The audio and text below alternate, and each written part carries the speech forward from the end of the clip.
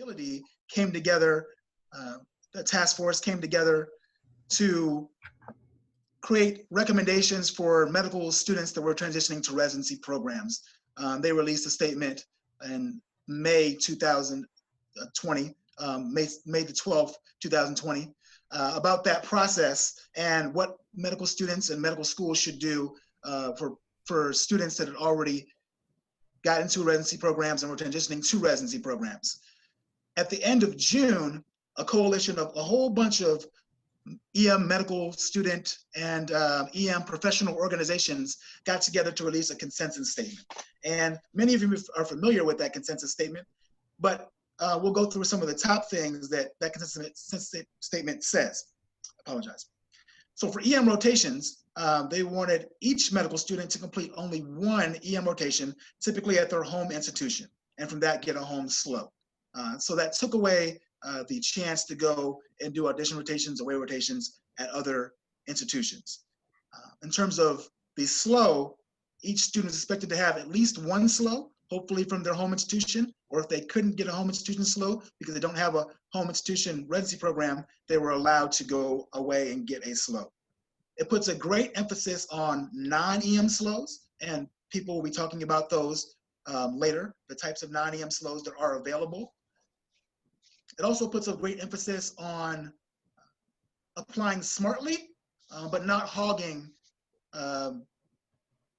interviews and over applying to many residency programs to give your other colleagues a chance. So the recommendation is for interviewing at anywhere from 12 to 17 programs based on your level of competitiveness. And this is where you need to know your level of competitiveness and develop your application strategies and how many programs you're going to apply to with the help of your EM advisor, hopefully at your home institution. So what we don't want is for people to over apply or over interview and then be unfair to your colleagues by hogging a whole bunch of interview dates, interview times, so that other people may not have those opportunities. So you want to play the game smart. You want to get with your particular advisor and determine how many programs you should apply to, where they should be, and what your application strategy should be. I'm going to put a plug in for the EMRA Student Advising Guide and the CORD Medical Student Guides. Those are evidence-based advising guides that you can use to help you in this process and help you apply smartly. Next slide. And so the application timeline has changed. It's been compressed. It's maybe a little bit confusing for people to kind of figure out what's going on. First, we have to recognize that there are two different programs that are involved in this process. One is ERAS and one is the match. And so applications for ERAS, you can submit those applications to programs on September 1st. But programs are not going to be able to see those applications until October 21st. And that's when your MSPEs, your dean's letters will be released to those programs. They can put everything into the computer. You can put everything into the computer, into ERAS now. Your medical schools can start putting that into the ERAS system for uploading the MSPEs beginning in October. But we're not going to see them as program directors, associate program directors until October 21st. Another big date that you should look into is November 2nd, which is the first Monday of November. And this is where the county programs that typically band together and give a unified release date of interviews will release their interview request on those dates to different medical students that they feel that they want to interview. Interview broker, which they'll use to schedule those, won't open until the following day. In March is when the rank order certification deadline will be. And then of course, on March 15th, match week will occur. So this is a timeline. It's going to be very compressed. It's different than normal timelines. Be aware of the major differences for this year and the different deadlines that you need to hit. Of course, October 21st is the big deadline because that's when programs can see your actual application. Thanks. And just to add one comment on that, a lot of programs, when we did an internal survey said that they're going to start releasing interviews they anticipate in early November. So that November 2nd time, but also other programs there, and probably interviews should start mid-November, just in terms of thinking about planning your life. Yep, and also, so if you don't hear from us until really around like that first week of November, that's okay. So I would not expect you to send panic emails like mid October because you have not heard from us. It's not that we're ignoring you. We're just really in true emergency medicine fashion. We want to have all the paperwork that we need, including the MSPE, to be able to review your application. Otherwise, it's a lot of time for us to spend, and it may not be the complete application, especially with very limited e-slows this year. And what I expect is that there's going to be 3 boom periods of applications. There's going to be some programs that on October 21st are just going to start, maybe giving out interviews to programs.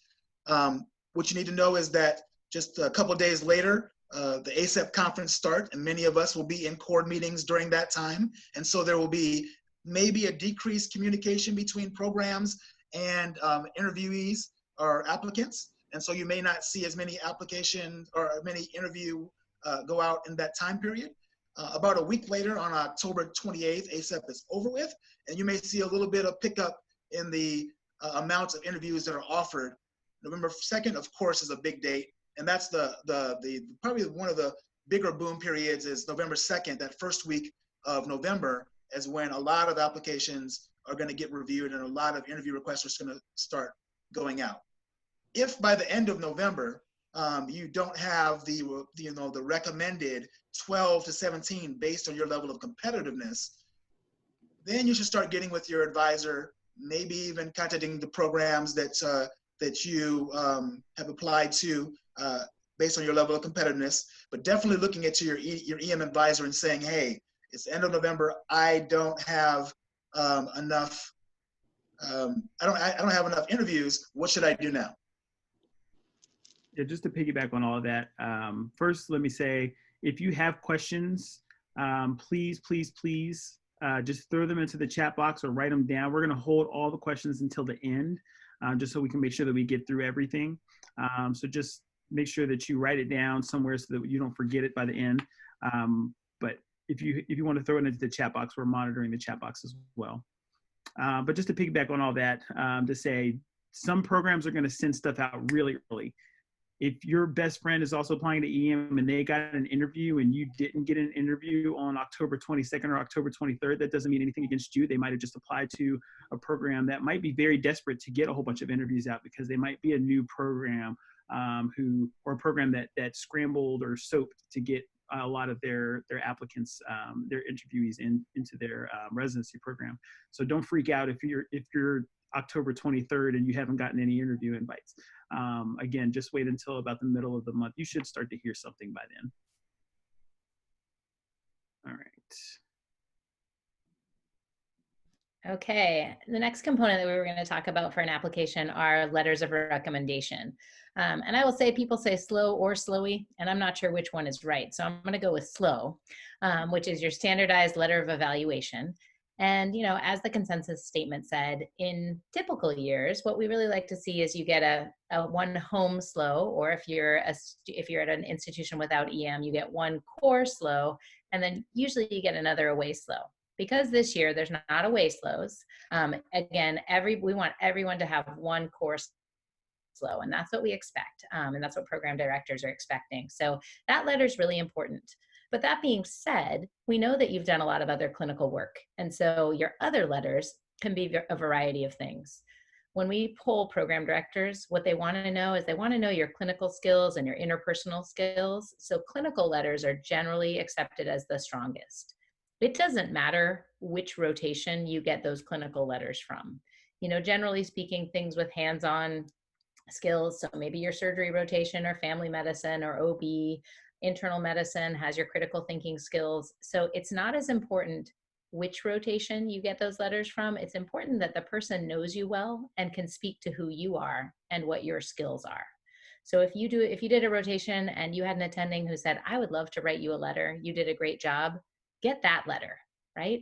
I think students often ask as well, they say, you know, should I get this big name person from this big name program? And I will tell you that it usually comes across much clearer that somebody knows you. So I would take any day somebody who really knows you and really got to work with you.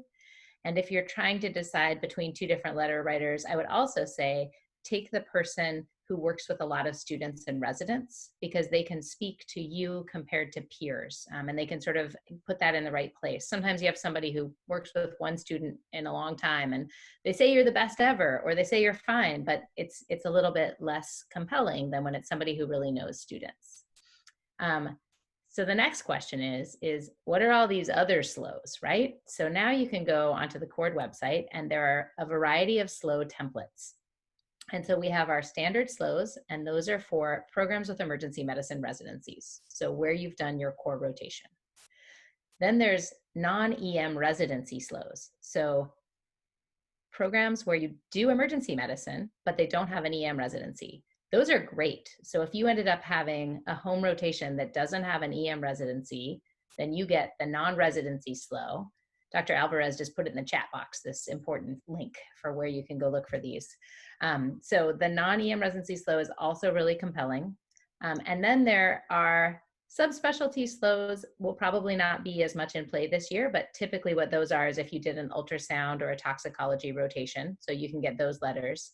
The big change, the new letter this year, is the O slow, or the other slow. And this is a slow format, our standardized letter of evaluation format, for other rotations. So when you have that internal medicine attending or surgical attending say, I'd love to write you a letter, you say, thank you so much. Or you've asked them, can you write me a strong letter? And they say yes.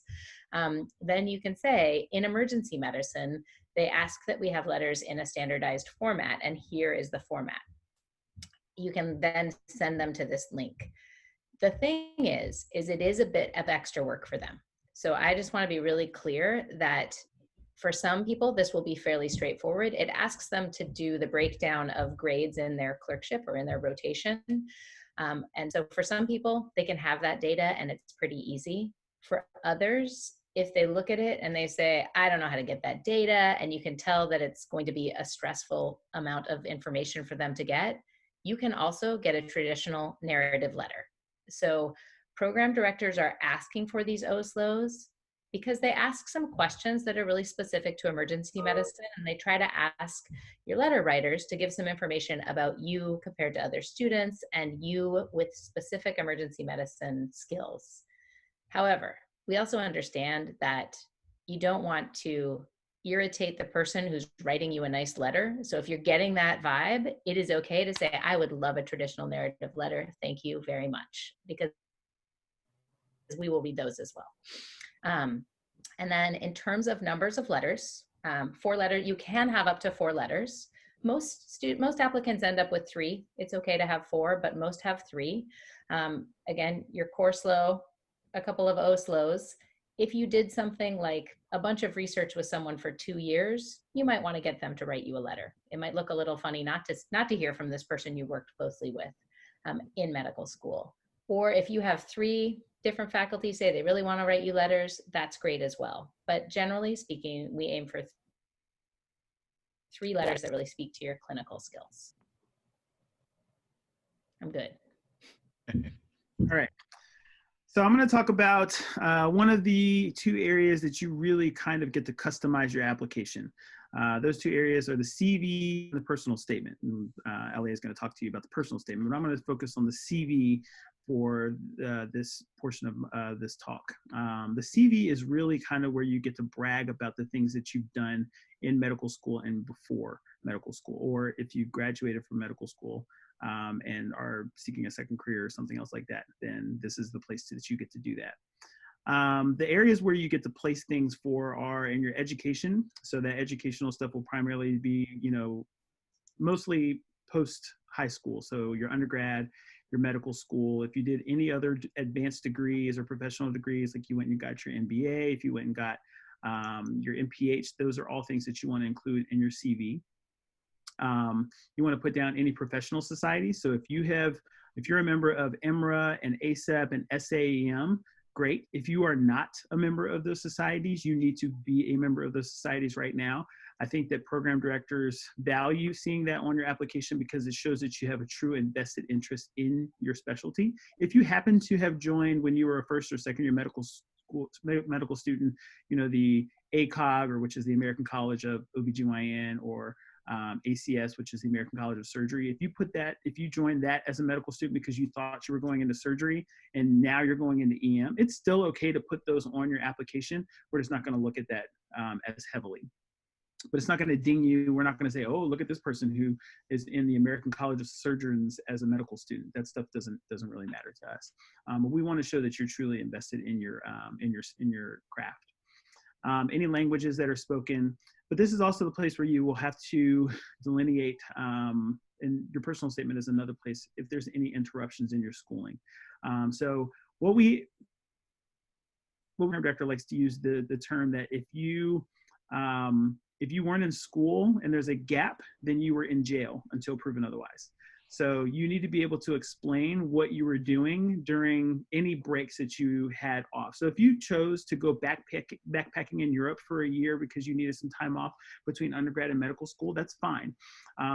If you didn't do anything during that time, you'll just have to explain it because people will want to know what your gaps in education involved. But make sure that you have an explanation for what you did during that gap year. If you did something like worked at, a restaurant as a server or something like that, that shows that you have customer service, which we do a lot of in emergency medicine. So put that stuff on there. Don't be scared to say, oh, well, I worked at Applebee's for a year as a server. Put that stuff on there. That shows that you actually can multitask or task switch very well. It shows that you have a vested interest in customer service. So that's stuff that you definitely want to put on there. Any experience that you have with research or volunteering, that's also stuff that you want to put on your application as well. I will say that we, as people who are looking for emergency applicants, who are looking for people who we want to do in residency, we want to see that you can task switch well. So if you literally went to school and studied and took a test, and then went to class and then studied and took a test, and then you got AOA and you were top of your class and you were 290 and 300 on step 1 and step 2, and you're applying for residency in emergency medicine, we're going to look at you and say no, because you didn't do anything at all in medical school except be a robot. We don't want to work with robots. So go out and do some stuff. If you haven't started doing that stuff, this is the time now. You're probably a little bit behind the 8 ball. But join an organization or volunteer, or show that you are just not a person who wants school, but someone who actually has a vested interest in their community and giving back to the community. So all of that stuff is valuable. What we actually do on ERS, there's a tab for this experience section. And if we click on it and there's a 0 next to it, bye-bye. There goes your application. We're probably going to reject you. Okay, so you want to have stuff on your CV that's valuable. And then publications is another thing. It's not necessary for every single residency. Some residencies will look at that as valuable, but some of them may say, oh, well, you did some research, great. But if you didn't do any research, that's not necessarily a deal breaker. Important things to include on your CV about individual items that you have on there. For instance, if you were in EMIG and you contributed to EMIG, let's say you were the treasurer or the secretary, don't just put down that you were the treasurer or the secretary in EMIG. Put down how you contributed to make the organization better. I was in charge of all of the funds as well as fundraising for the organization. That shows that you didn't just sit there and do books, but you actually were involved in the process. If you were the founding member of an organization, the founding member of the Wilderness Medicine Interest Group, that stuff you don't want to put down on the founding member of the Wilderness Medicine Interest Group. You want to say, I organized all of the meetings, I increased membership during the course of the year. That shows that you didn't just show up to meetings and sit there and eat food and participate. You actually got involved and invested yourself into that organization. And then any leadership positions that you did do, again, explain what you did. Also on your application, you will need to, unfortunately, disclose any felonies or misdemeanors. People will actually go through and look for misdemeanors and felonies to see if you actually did put them on there. So you don't also want to just list them. If you have multiple, you certainly don't want to list a whole bunch. But if there's a section in there where you can actually explain what happened. This isn't your time to go through. We are not the judge, jury, and executioner here, but you do want to take ownership of it, and you certainly want to show that you learned from your mistakes. Okay, so those are all really, really important when you actually disclose any felonies or misdemeanors. And, you know, it can be that you were in college and you got caught, you know, public intoxication or carrying an open bottle. That's fine. We've all done that before. We all didn't get caught, but you happen to.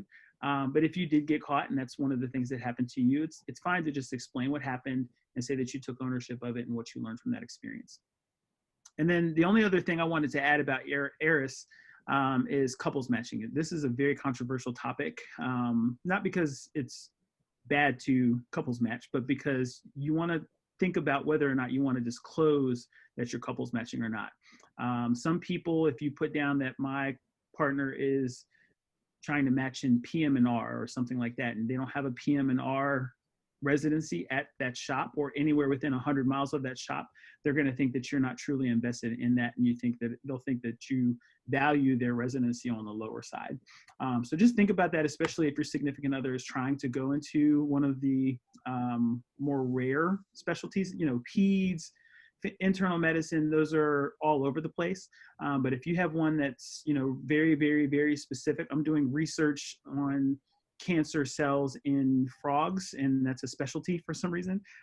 That's something that you certainly want to think about and discuss with your significant other. And that's all I have.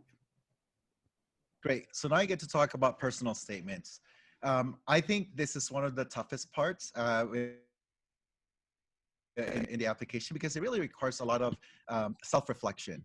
And I think some people try to overthink this and they try to be overly creative, and then they miss the ball with really just telling us what they want to convey about them. So a few tips.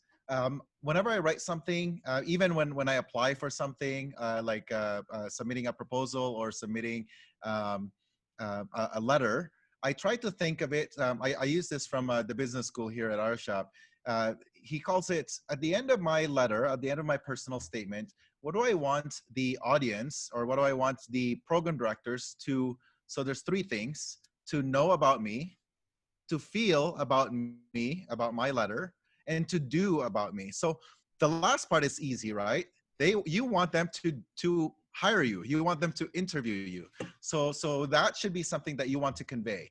The know part is important as well. So then you ask yourself, like, what do I include in my personal statement? Do I focus on my research? Do I focus on my my backpacking trip that one year that I took off?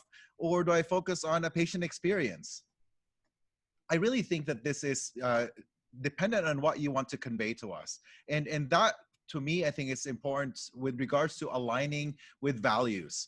You focus on your values that you have and that you truly believe in, and create a story behind that.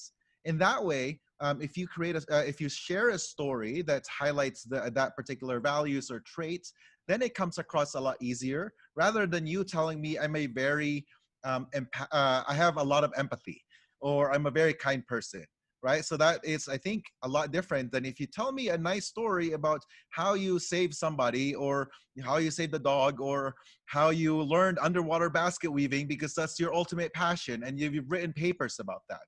That is really conveyed in the personal statements. So I think that one is key.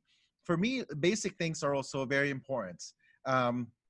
Again, I think personal statement is one of my favorite parts of the application when I review them, because I do have a collection over the years of my favorite personal statements. And I tell the residents that match with us, like, hey, your personal statement is actually in my list of personal statements. By the way, I'm about to share a list of personal statements from program directors across the country that we've shared our own. And that way you have an idea of different personal statements. And some of them are good, some of them are bad. And it's just to show that we're sharing some vulnerability here. That's not all of the personal statements are going to be great, but at least for me, conveying who you are, what your values are, is very important. And lastly, I just want to say this, and I'm going to mention this again in the interviews later on. Oftentimes, when you're trying to size yourself up in terms of what you're going to write in the personal statement, you get this overwhelming need to like share a lot, which most of them actually should be in your CV, right? At the end of the day, each of us have been given a lot in life, and some of you have heard me say this. Some of us have gotten this much, and then some of us really didn't have a whole lot. But right now, at this very moment, somehow we each have our unique distance traveled. I want to know about the distance traveled. What were the obstacles that you had to overcome in order for us to have this conversation right now? That is very, very important because nobody else can take that away from you. It's not about the grades. It's not about all the other things, the ESOLs, the OSLOs. Each of those will be different, but your personal story, that's unique to you, and you can totally own that. And I'm done, I think. All right.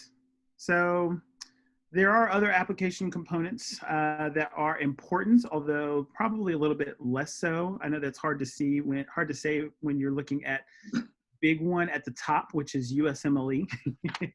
But in the grand scheme of things, your USMLE is what I call a door opener, and that's really all it is. So what does that mean exactly? So we are not looking at your board scores and saying, oh my gosh, this person got a 290 on step 1 and step 2. I am going to interview them off the bat just because their step score. Or I am also not going to say, oh, this person got a 210 and a 210 on their step exams. Therefore, I'm not going to interview this person. There are some programs that do have cutoffs, but we take the whole application into consideration. The USMLE, like I said, is just a door opener. Things that will get you dinged a little bit are things like failures. So if you fail step 1, certainly if you fail step 2, and especially if you fail CS, which I think has gone away for you guys, so that'll be good. Then you're going to have a good explanation for it. But again, they're not deal breakers. I've had students who have failed. I've had one student who's failed both and still matched into emergency medicine, which is a miracle. And I totally put a ring around my head saying, how did I get that to pull off? But it's because that person worked their butt off. That test does not define you. And that is the most important message that I have for you with regards to USMLE. There's never been any study that has ever correlated USMLE scores and abilities to be a good doctor. Okay, so that's the most important message to give you. Some of you just aren't going to be good test takers. That doesn't mean you're going to be a bad doctor. I did not do well in step 1 and step 2, and here I am lecturing to you guys. And I think I'm a pretty good doctor. I think so. So don't let this test define you. Thank you, LA. And I've had people who go into interviews and completely self-deprecate as soon as they get in.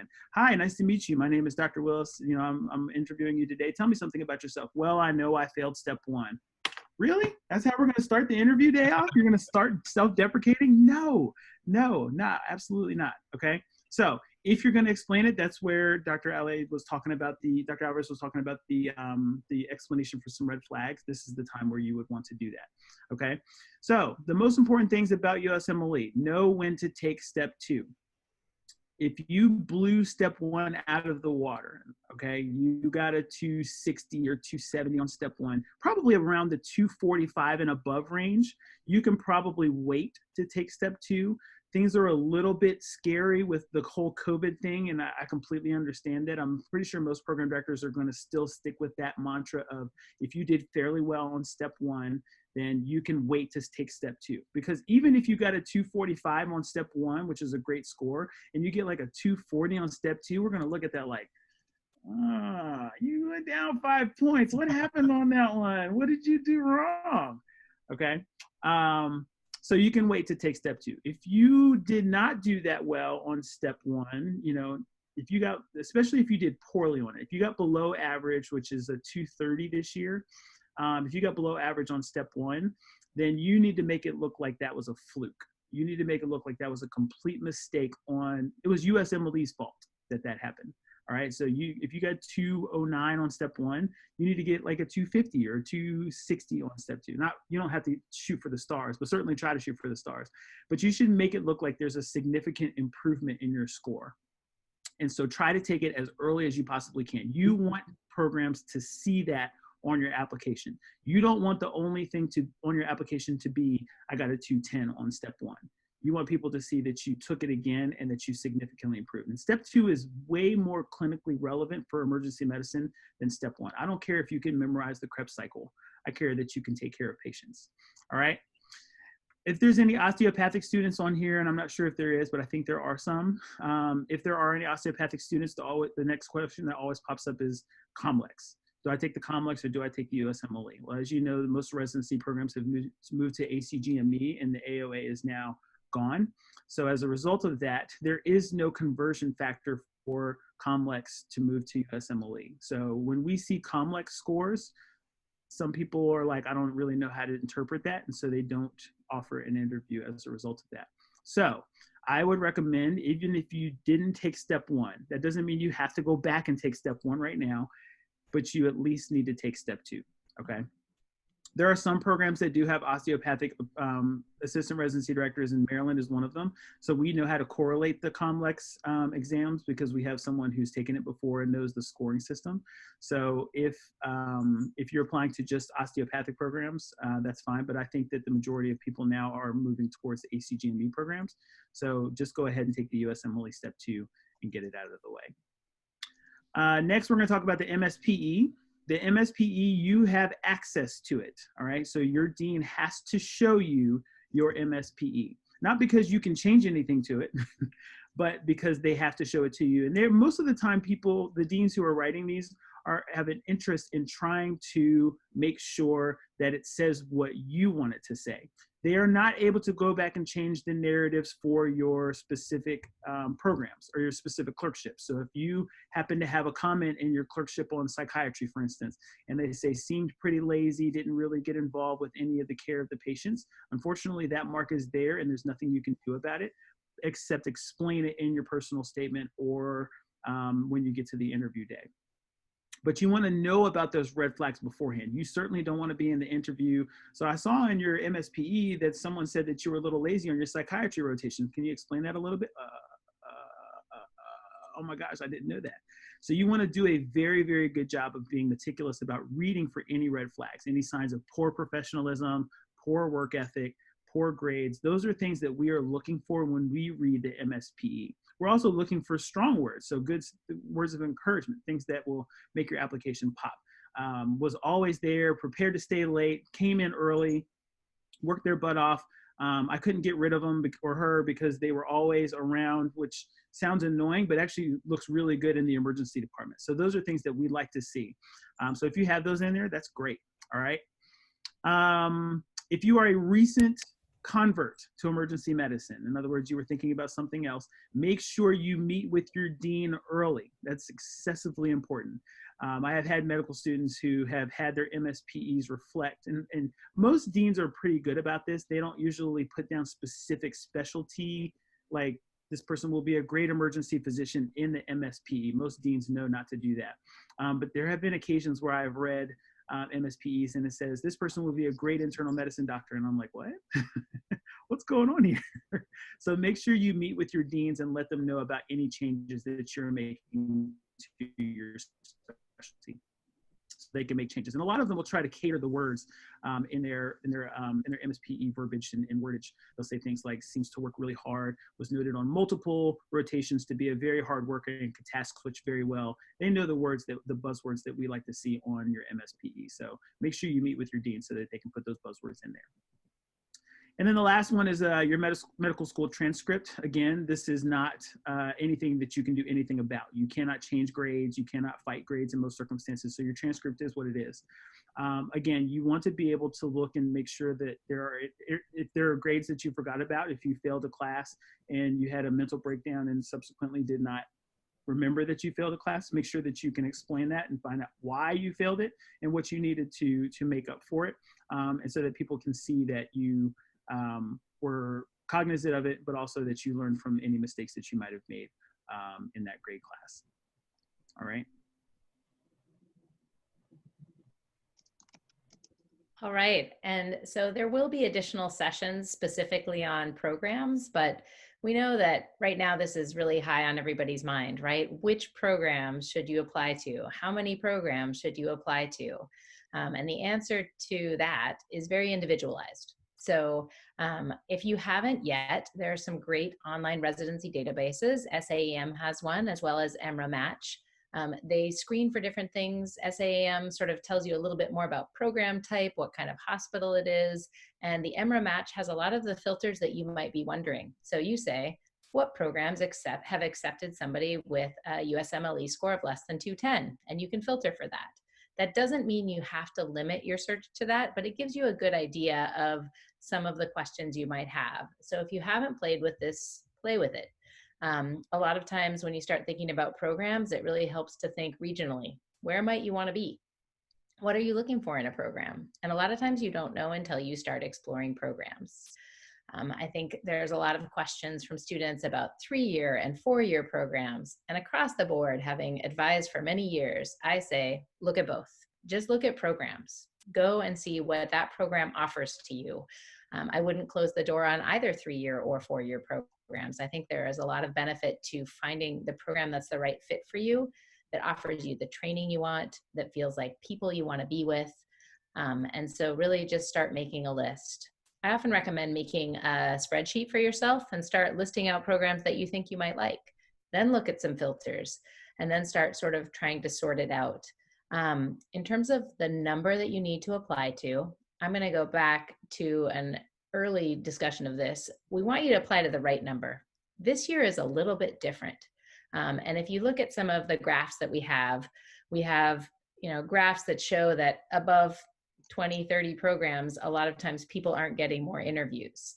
That being said, that varies a lot by where you're coming from, what your scores are, and we've got COVID added to the mix. So I think you want to work with an advisor to determine a number that's going to be a reasonable number for you. And then the goal is to get that basically about 12 interviews. I know our consensus statement says up to 17 interviews, but there's a lovely graph that shows that if you get to 10 to 12 interviews, you have a 98% chance, 99% chance of matching. And so really the key number that I really focus on for advisees is 12 interviews. If your couple's matching, you might need more. If there's other challenges in your application, or you feel like there are things you're spending a lot of time explaining to make sure people understand, then maybe you want to go a little bit more. But emergency medicine is totally a team sport. And as part of the team, we all want to do the right number of interviews so that programs match and that you match, right? That's our goal. And so getting to that 12-ish number of interviews is what our goal is. In terms of programs, right now, there's so many ways to try to learn about them, right? Every day we see on Twitter or something else, somebody else is having an open house. I mean, you're all here, right? You're all here with us at this session as well. So try to go to some of those open houses to try to learn more about programs. Talk to residents you meet when you're on your rotation about programs they liked. If you have a partner, talk to your partner about where they want to be, right? My partner at the time said, no Southern California, and apologies to Southern Californians. It was just too hot for him. So anyway, I think there are a lot of factors that go into it. In terms of competitiveness, I will say that competitive programs, it's hard to determine what competitive is. Doximity is not a reliable source. We don't feel like that's a really good source to look for what is competitive. You can imagine that appealing places to live are often more competitive. And a lot of times that means that coastal cities, California, cities everybody wants to go to, those are more competitive.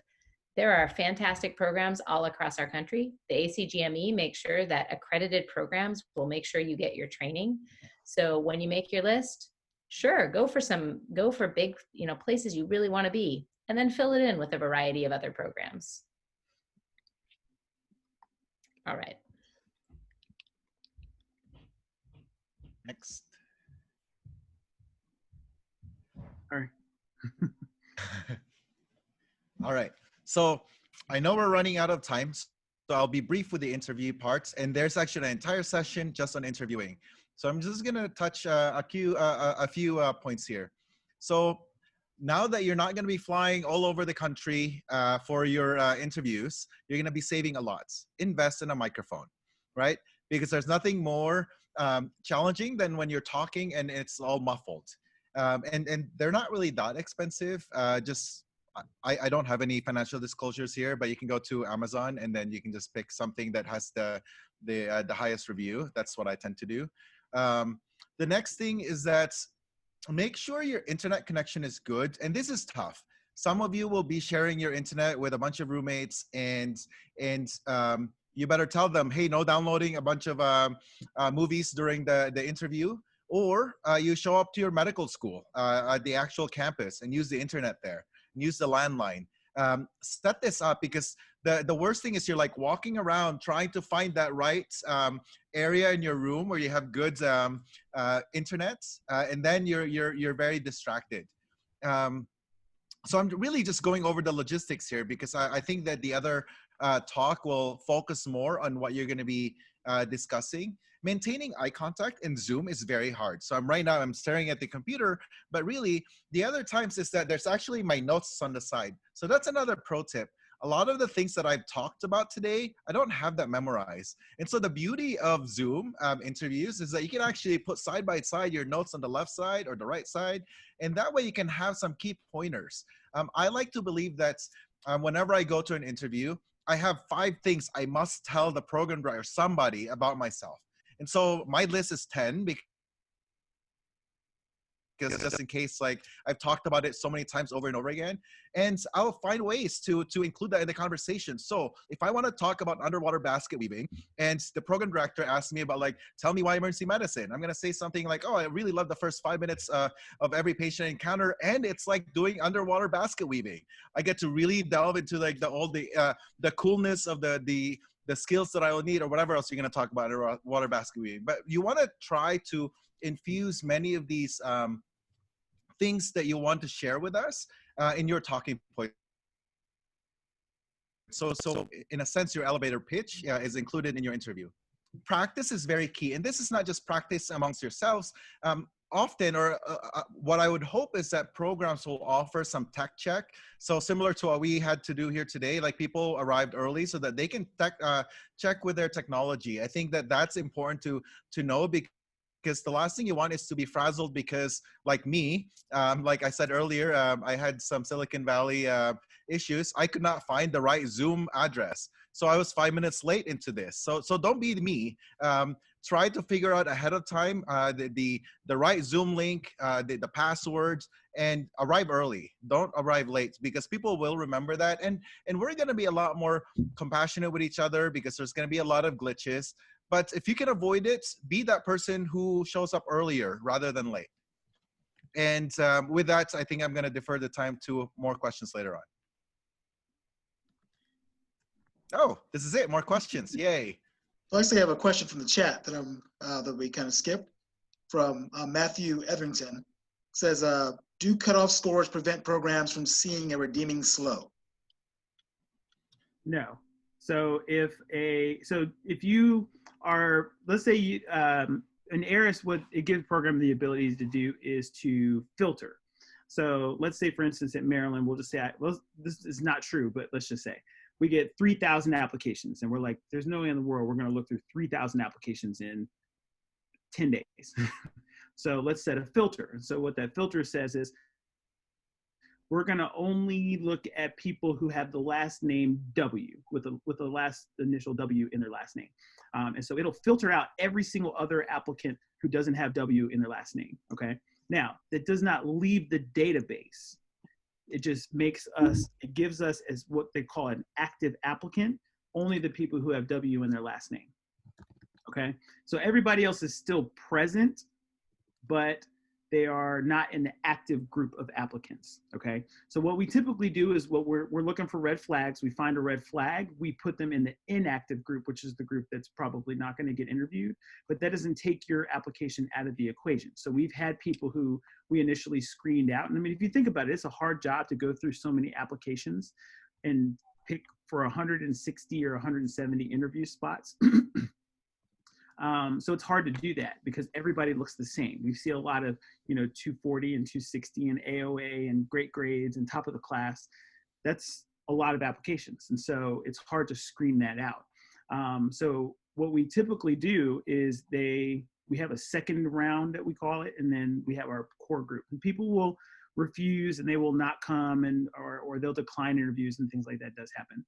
So what I would recommend is that if you're really interested in a program, let's say, for instance, you have a student you're a student who has a significant other who, you live on the East Coast, but your significant other is being stationed in California or something like that. So you have to go to California. There's no other option for you but California. and the interviews are gone out and you haven't really gotten any from the California area where your significant other has gone. Email those program directors and explain your situation. They will go back and look at your application. Oh, this person got screened out, but let me just take a really good, you know, not a bird's eye view, but like a meticulous view at your application and say, oh, you know what, your application actually doesn't look that bad at all. Actually, it looks pretty good. I'm surprised that we put you in our inactive group. So let's offer this person an interview because they really, truly have an invested interest in coming. So that's just because you've been screened out does not mean that you're gone. It's not like the application is deleted forever. It is still in an active database. It's just inactive for them to look at, but they can always go back and type in a person's name or look up a person that's there for them. Can I plug in two things for after the interview, actually? Before, when there was like traveling involved, what I would recommend medical students do is to take a video of yourself. I know, so this one is going to be weird because you just zoomed for like 4 hours and now you're going to videotape yourself. But it tells you of how well you look after the 4-hour interview, how tired you are, or how excited you are. Because back, like when it's like January and you're trying to sort through all the different programs you're going to be looking at, you want to know like which one like sparks joy to you, like, and which ones like really you're like, oh, I'm so glad I'm just done with that interview. And you will do that. Honestly, in my experience, when I did my interviews, after the 7th or 8th, I'm like, did I say that already? And that's why I told you earlier about having like 10 different things I need to talk about. I have that list because if I forget, I can always go back to those like the top 5 I need to just mention, and I scrambled that in different interviews. So that's my tip, I think, for another interview. And when you talk to somebody, I like to write down. So if like back in the days when people carry like business cards and they give you the business card, my tip for you is to write down the back of the business card what you talked about, and then send an email reminding them of what you talked about, and then your follow-up questions. It creates a higher level of connection rather than that random email. Hey, I met you like 5 years ago. I'm so excited to interview you. Like, I would feel really bad because I will not remember you. But if you tell me a little bit of what we talked about or the story, something specific that I encounter, that elevates that level of connection that you just had with your interviewer. So just a couple of tips. And I love that advice. And I think I'll piggyback on it. I think we're talking a lot about contacting program directors. You know, and I hesitate for all the program directors I know to say, everybody contact all the program directors. But there are specific times when you do want to contact a program director. And if you are going to contact them, make sure that you have a reason to do so, right? Just saying, hi, I love you. Yeah. Me is not as effective as saying, hey, I'm really interested in your program because of X, Y, or Z. I have to be in California, some other thing. Or I met your residents at an event and I thought they were amazing. So if there's something like that, then I think that's a good thing to reach out to. And likewise, as you're exploring programs, make sure if you're going to ask a question, some follow-up question, that it's not easily available on the website. So do your research first and ask something that's a little deeper to show that you're really interested in that program. Because as a program director, then they think, wow, you really have delved into my program. You're interested, and I'm interested in engaging with and make sure your communications with the PD are one, professional and to the point. You don't want to have a long diatribe email that we're not going to be able to answer in probably 5 minutes, and we're going to have to, take a whole large amount of time to answer. You're probably not going to get an answer to your email. So make sure that it's really to the point, structured well, and your syntax as well, and you're not copying and pasting from all the different programs that you've sent stuff to for different PDs with different fonts. Make sure that it looks appropriate. Yeah. There's a good question in the chat box about our programs offering more interviews because they're virtual. From what I have heard from the survey of a number of program directors, it sounds like maybe a tiny bit more, but mostly they're sticking with the same number of interviews. So that's why it's really important that that everybody is on the same page about doing the same number of interviews, both from the program director side and the student side, the applicant side.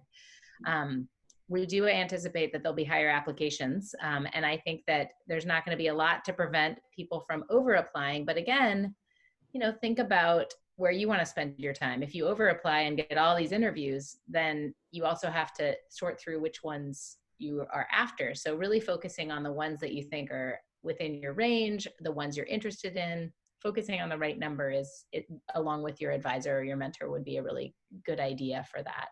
I think with COVID, I am advising my students to apply to a handful of extra programs than in a normal year. So I do think a little bit of a buffer is reasonable.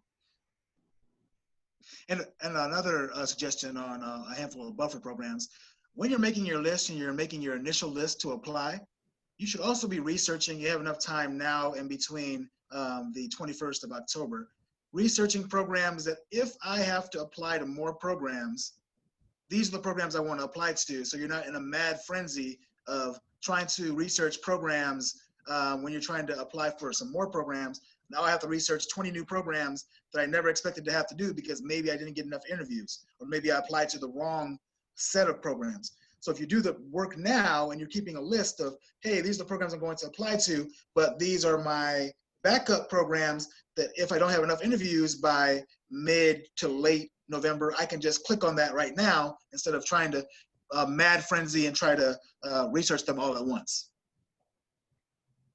One other thing that I wanted to mention on personal statements, especially in this time where you're trying to connect with programs in a way that you can't with virtual interviews, is if there's an area you need to be, say your family is all in a city you're not in, or your partner's family is there, or you have some other reason to be there, it's okay to personalize a personal statement.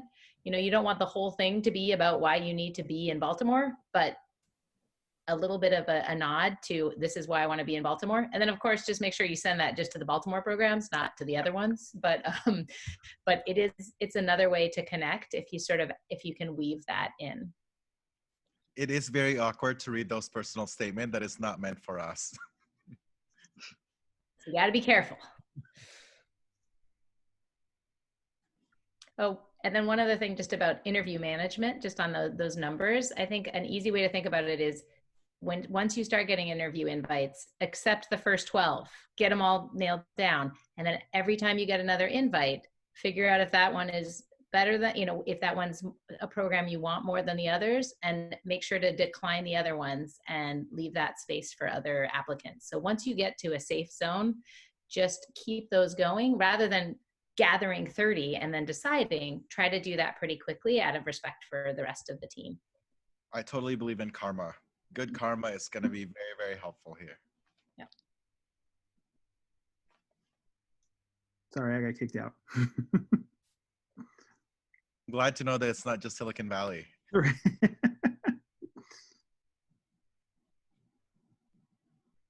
Any other questions? Yeah.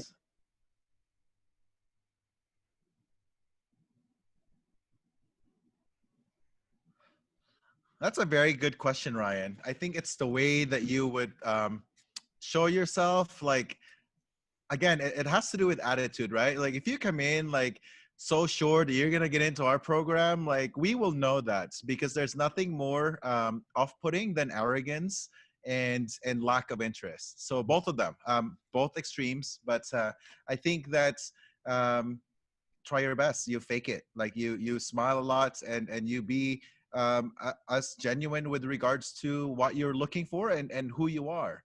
And the rest, like you'd be very surprised. Like some programs that I interviewed at that I thought were like not the highest in my list, like I would love to have gone into those programs. And so having that open mind to really get to know the programs, you'll be very surprised, because then it may be that they have like better mentorship, or they have like this fellowship that you've never heard of before, and or some other really cool things that all of a sudden like circumstances just align.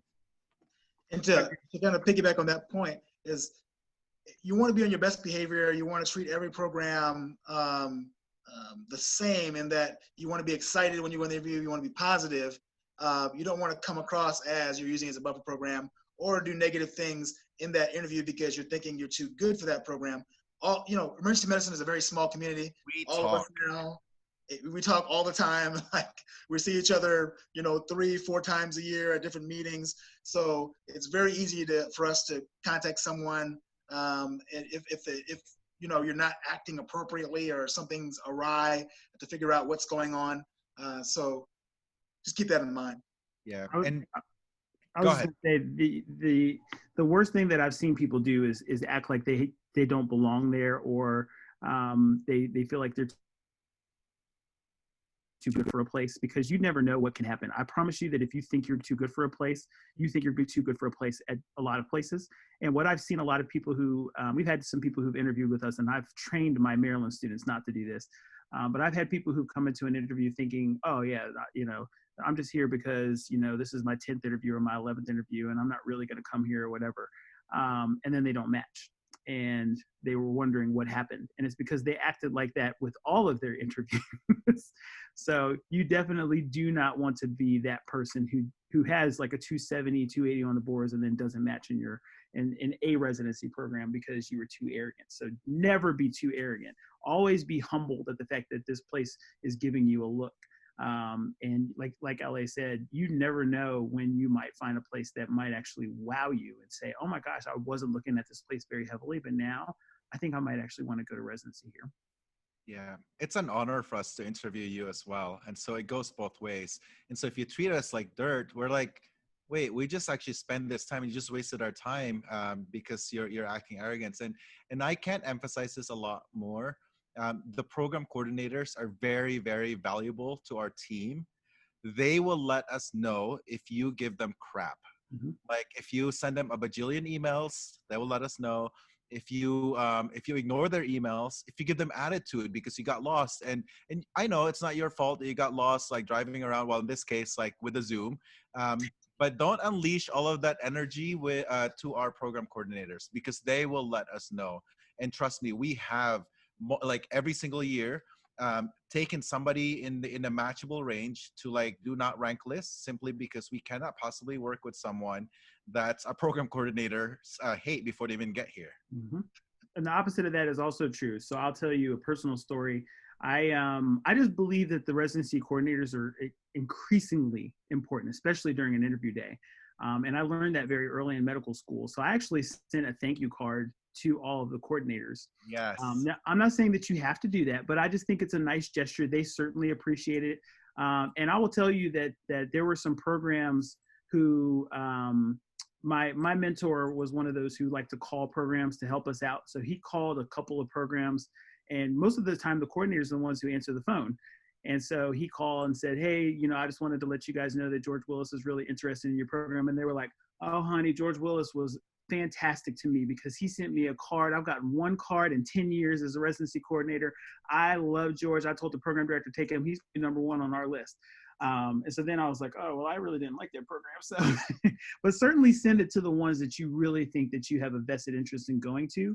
And they'll definitely appreciate that. They certainly do not get the appreciation that they deserve for all the stuff that they do. Yeah.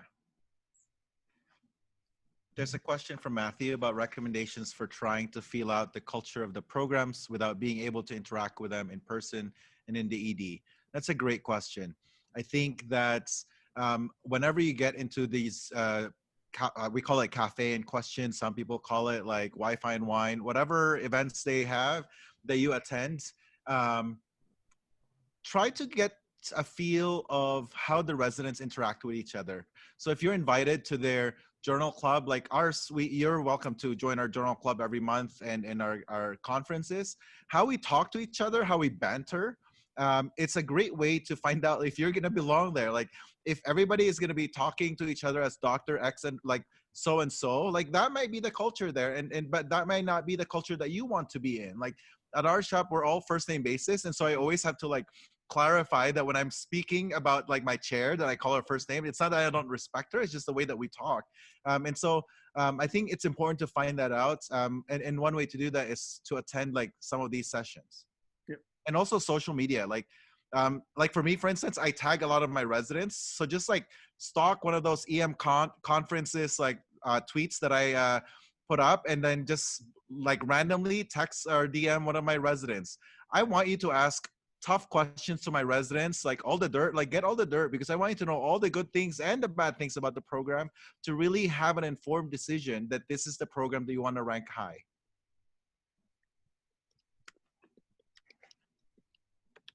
Yeah, and to tag onto that, it looks like somebody asked about, is there an event before the interviews? And as most programs I know are doing some sort of social event the night before. And typically that's a really nice time to talk to the residents. And, the residents also want you, right? They want to know who you are. And so they're really invested in that. And I think that will show. So when you try out all these programs, again, with that open mind, because it's just amazing when somebody finds a program they weren't sure that they didn't really think was going to be exciting, and they say, I found my place. So when you go to these things with an open mind, those residents are dedicating their time to getting to know you too. So it's very much worth it. It's not as fun as being at dinner with them, but we're doing our best.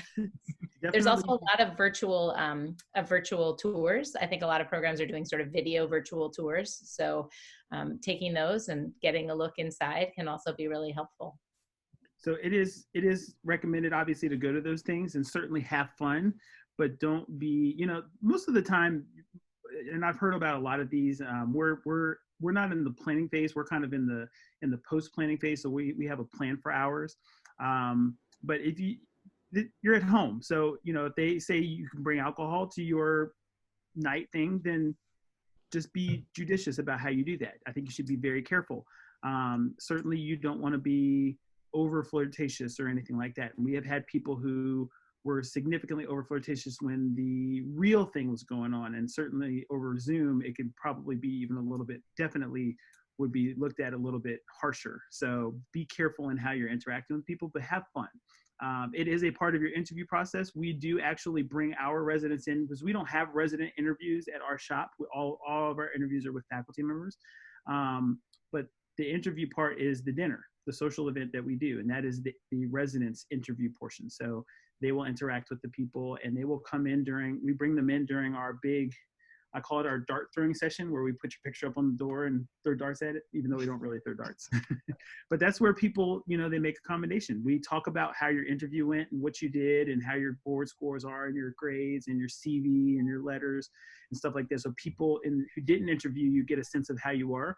And then the residents will say, oh man, I loved interacting with her. She was such a great person, told us her life story. She was fantastic. We would love to have her in our residency. And God, this guy was such a douche the whole time, was just sitting there like flirting with all of the co-residents and stuff. And they were telling him that they were married, but he didn't care. Like, we definitely don't want this person in our residency program. So that stuff can ding you. So just be careful. I would err on the side of not being too familiar. Again, just enjoy your time, but not get too familiar with anyone. The program director, the residents. It's just one of those things that sometimes you forget, and then you start saying things, and you're like, "Oh crap! Now they're talking about me." Someone asked if we're providing food and drinks. No. Yeah, not us. Some places will, so definitely take advantage of those. Mm-hmm. Yeah, I've heard of some programs that are actually doing things like DoorDash. Yeah. DoorDash it to your house and stuff like that. That's awesome. You want to go to residency at those places.